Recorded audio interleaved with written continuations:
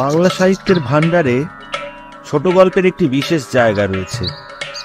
আমার প্রিয় কিছু ছোট গল্প নিয়ে আমি রাজর্ষি, আর আপনারা শুনছেন রাজর্ষি উবাচ। আজকে শোনাবো শরদিন্দু বন্দ্যোপাধ্যায়ের গল্প দেখা হবে।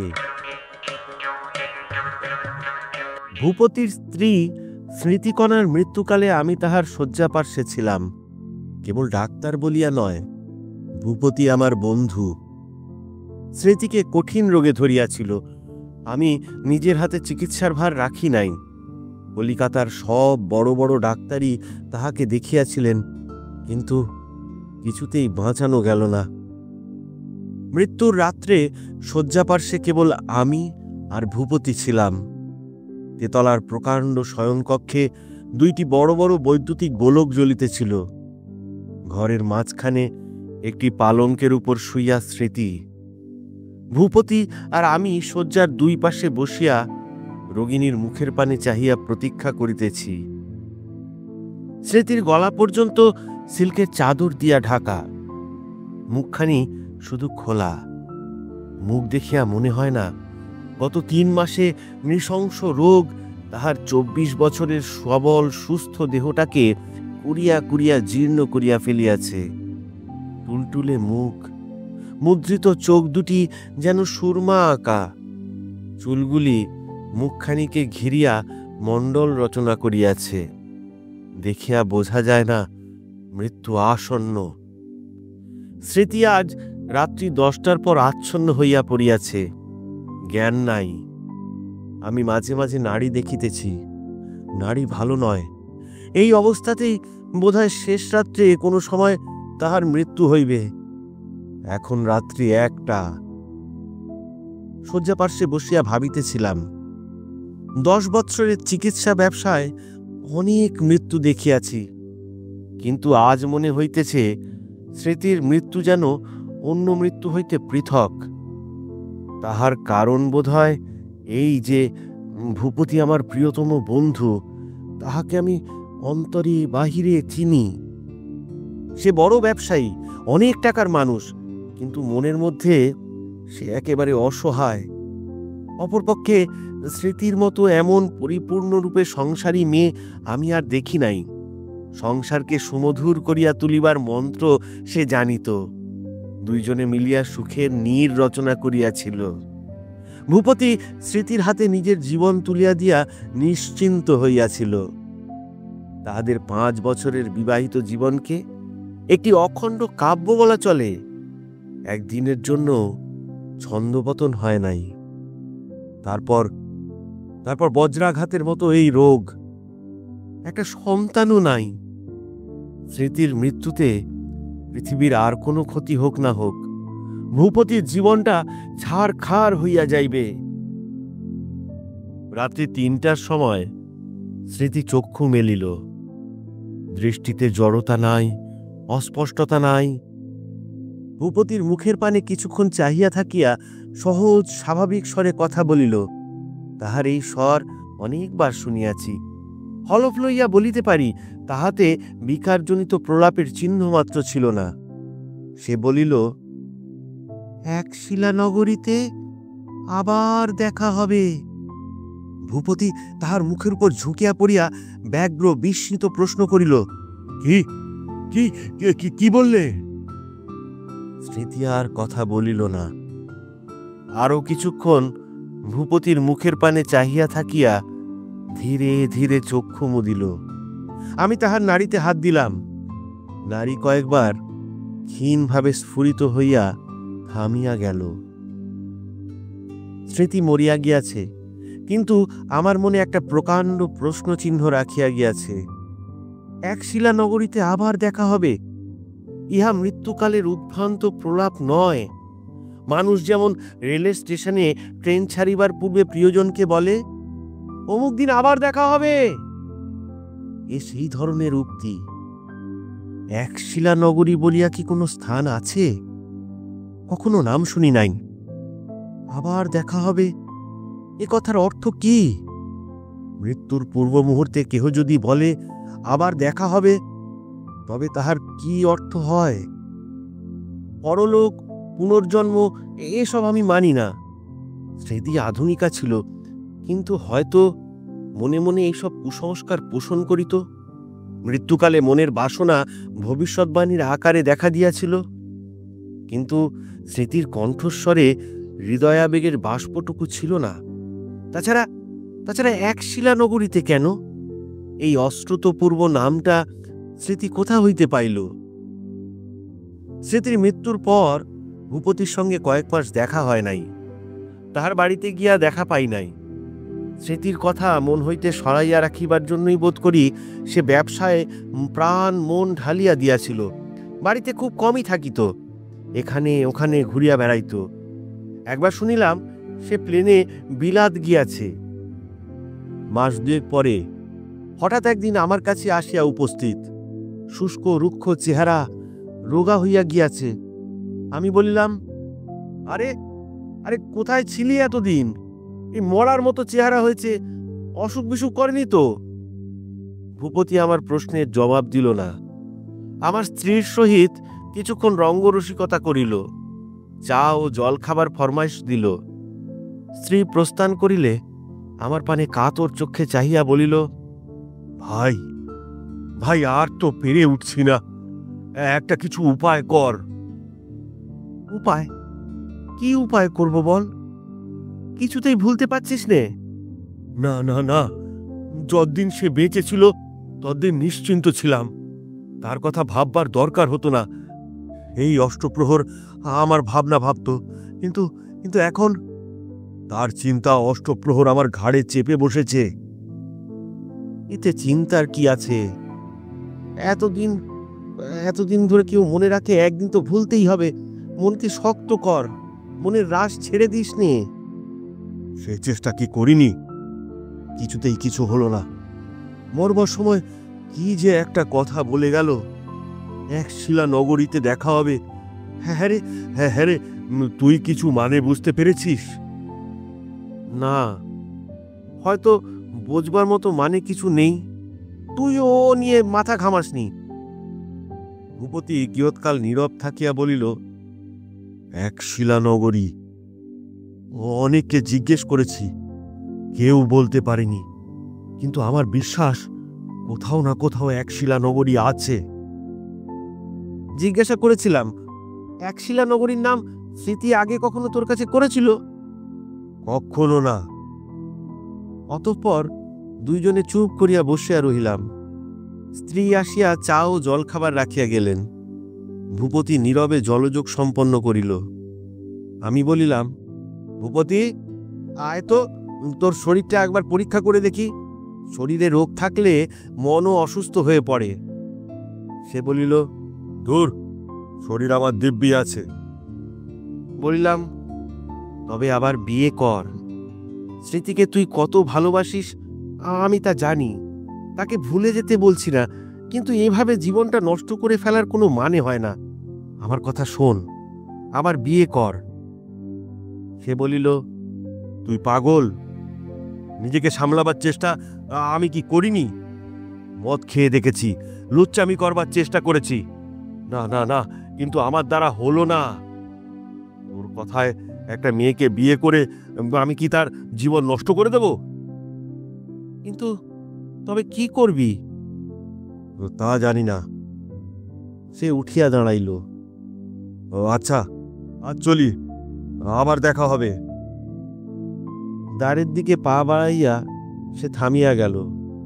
তারপর হাসিয়া উঠিয়া বলিল, এই দেখ, আমিও বলছি আবার দেখা হবে, কিন্তু আমার বলার একটা মানে হয়। স্মৃতি কেন বলল? আমি নিরুত্তর রহিলাম। ভূপতি চলিয়া গেল।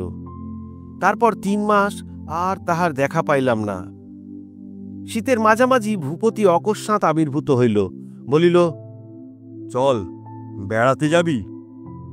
বেড়াতে? কোথায়? ভারতবর্ষে বেড়াবার জায়গার অভাব।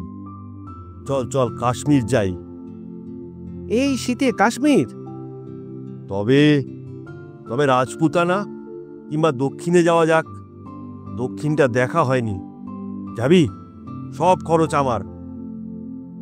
দোনামোনা করিয়া রাজি হইলাম। ভূপতির যেরূপ চেহারা হইয়াছে, শীতের সময় দেশে বিদেশে বেড়াইলে শরীর সারিতে পারে। মনটা বোধ হয় আস্তে আস্তে সুস্থ হইয়া আসিতেছে, কারণ স্মৃতির উল্লেখ একবারও করিল না। তবু তাহাকে একলা যাইতে দেওয়া উচিত নয়। একলা থাকিলেই তার মন স্মৃতির কাছে ফিরিয়া যাইবে। এদিকে আমার গৃহিণী কিছুকাল যাবৎ বাপের বাড়ি যাইবার জন্য বায়না ধরিয়াছিলেন। শীতের সময় রোগীর সংখ্যাও বেশি নয়, সুতরাং মাসখানেকের জন্য ভ্রমণে বাহির হইবার বিশেষ বাধা নাই। 7-8 দিনের মধ্যে গোছগাছ করিয়া দুইজনে বাহির হইয়া পড়িলাম।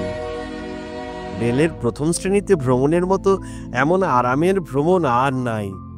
ইহার কাছে এরোপ্লেন, জেট প্লেন তুচ্ছ। দক্ষিণে অনেক প্রসিদ্ধ স্থান দেখিলাম। মহীশূর, ব্যাঙ্গালোর, উটি। প্রত্যেক স্থানে 2-4 দিন করিয়া বাস করিতেছি, আবার চলিতেছি। ভূপতির শরীর দ্রুত সারিয়া উঠিতেছে। মনের উপর হইতেও কালো ছায়াটা সরিয়া যাইতেছে।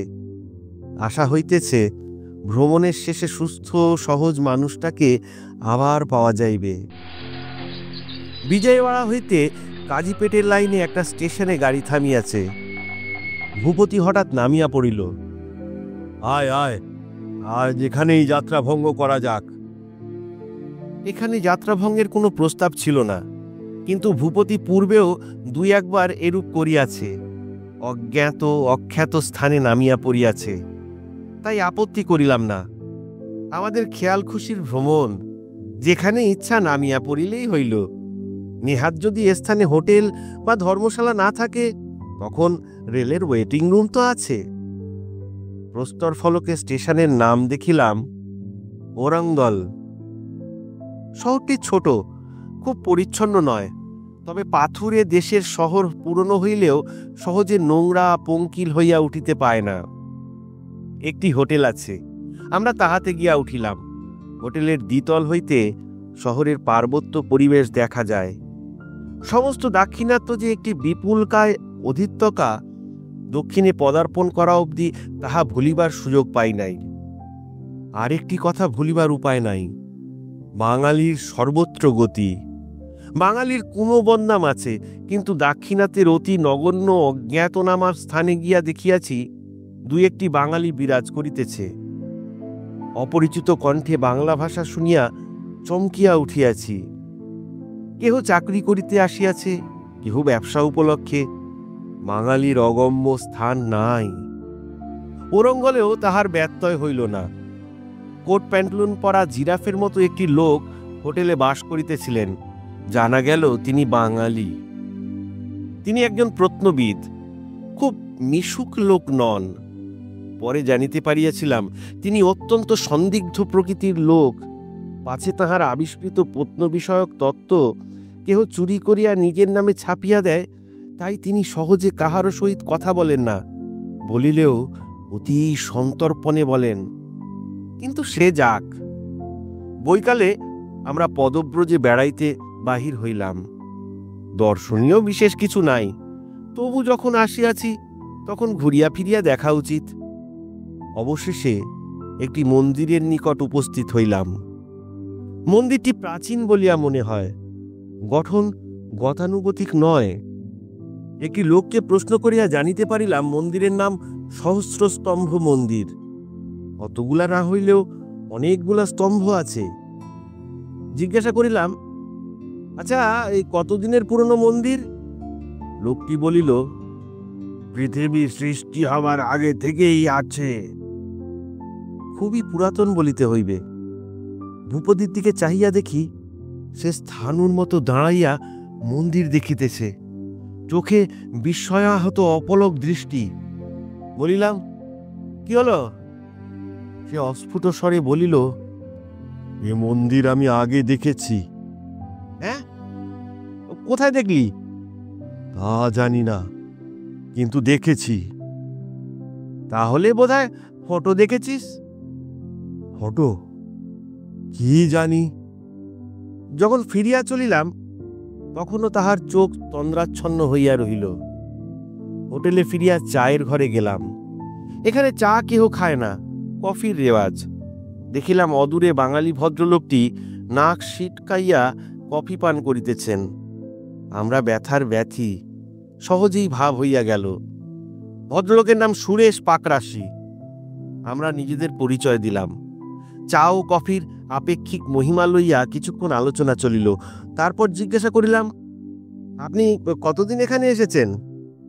পাকরাশি বলিলেন, তা প্রায় মাস 6 হতে চলল। ও, কাজে এসেছেন বুঝি? না, হ্যাঁ, না মানে ওই কাজ এমন কিছু নয়, বেড়াতে এসেছিলাম। শহরটা প্রাচীন হিন্দু আমলের, আগে নাম ছিল বর্ণকুল, এখন ওরঙ্গলে দাঁড়িয়েছে। ভাবলাম দেখি যদি কিছু পাওয়া যায়। ও, আপনি প্রত্নবিদ? তা কিছু পেলেন? ভদ্রলোক হঠাৎ শামুকের মতো অন্তঃপ্রবিষ্ট হইয়া গেলেন। না, কিছু না, কিছু না বলিয়া সন্দিগ্ধভাবে তাকাইলেন। তাহার বাক্যস্রোতে ভাটা পড়িল। 2-4 বার আমার কথায় হা করিয়া একসময় উঠিয়া গেলেন। তাহার বিচিত্র ভাবগতিক তখন বুঝিতে পারি নাই। পরদিন সকালবেলা ঘুম ভাঙিয়া দেখি ভূপতি শয়নঘরের জানালা খুলিয়া এক দৃষ্টে বাহিরের দিকে চাহিয়া আছে। আমিও উঠিয়া গিয়া তাহার পাশে দাঁড়াইলাম। সে বলিল, দেখ, উটের কুঁজের মতো ওই পাহাড়টা দেখ, ওটা ওটা আমি আগে দেখেছি। বলিলাম, আগে দেখেছিস মানে কি? কতদিন আগে? সে বলিল, তা জানি না, কিন্তু পাহাড়টা আগে আরো বড় ছিল। চেহারা ঠিক আছে, কিন্তু যেন একটু ছোট হয়ে গেছে। বলিলাম, আগে ফটো দেখেছিলি?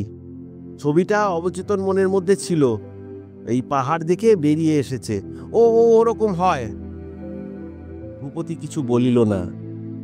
দূরে উটের মতো পাহাড়টার দিকে স্বপ্নাচ্ছন্ন চোখে চাহিয়া রহিল। তারপর ওরঙ্গলে 3-4 দিন কাটিয়া গেল। আমার মনটা উসখুস করিতে লাগিল।